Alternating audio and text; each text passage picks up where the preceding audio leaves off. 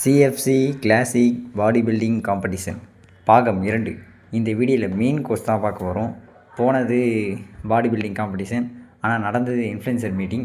அது ஒரு மாதிரி நல்லா இருந்துச்சு.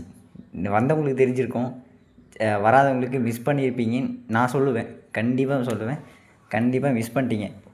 எல்லோரும் சொல்லலை, இந்த ஜிம்முகளில் இன்ட்ரெஸ்ட் இருந்து இந்த பாடி பில்டிங் அந்த சைடு போகணுன்னு சொல்லிட்டு இருப்பாங்கள்ல, அவங்க கண்டிப்பாக நீங்கள் மிஸ் பண்ணிட்டீங்க தான் சொல்லி ஆகணும். ஸோ ஓகே, மெயின் கோர்ஸில் போவோம்.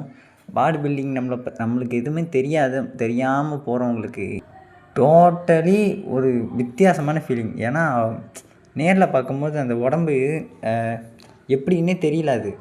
அந்த உடம்பு வந்து நம்ம உடம்பு மாதிரியே இல்லை, ஒரு மாதிரி செதுக்கி வச்ச மாதிரி இருந்துச்சு.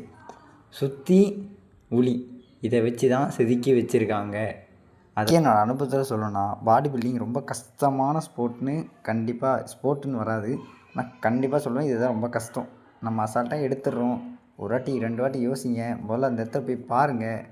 நான் பார்த்த அனுபவத்தில் சொல்கிறேன்.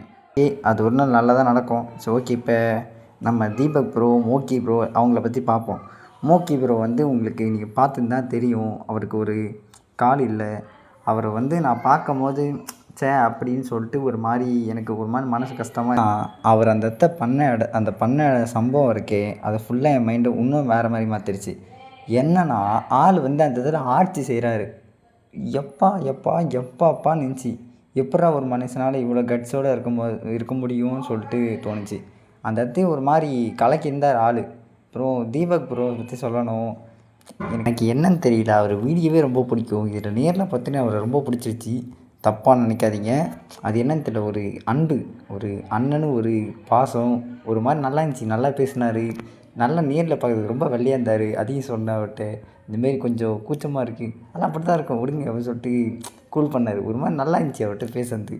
அப்புறம் நம்ம கபிலா ப்ரோ பார்த்தேன், அவர்கிட்ட ஒரு வணக்கத்தை போட்டேன். அப்புறம் நம்ம மஜா ப்ரோ பார்த்தேன், அவர்கிட்ட ஒரு ஷோ போட்டேன். அப்புறம் கடைசியாக முதல்ல பார்த்தவரை கடைசியில் பார்த்துட்டு டால்ஃபினுக்கு ப்ரோவை பார்த்துட்டு நேரில் ஒரு சிரிப்பை போட்டு அங்கேருந்து கிளம்பிட்டேன். போயிட்டு வரேன், பாய்.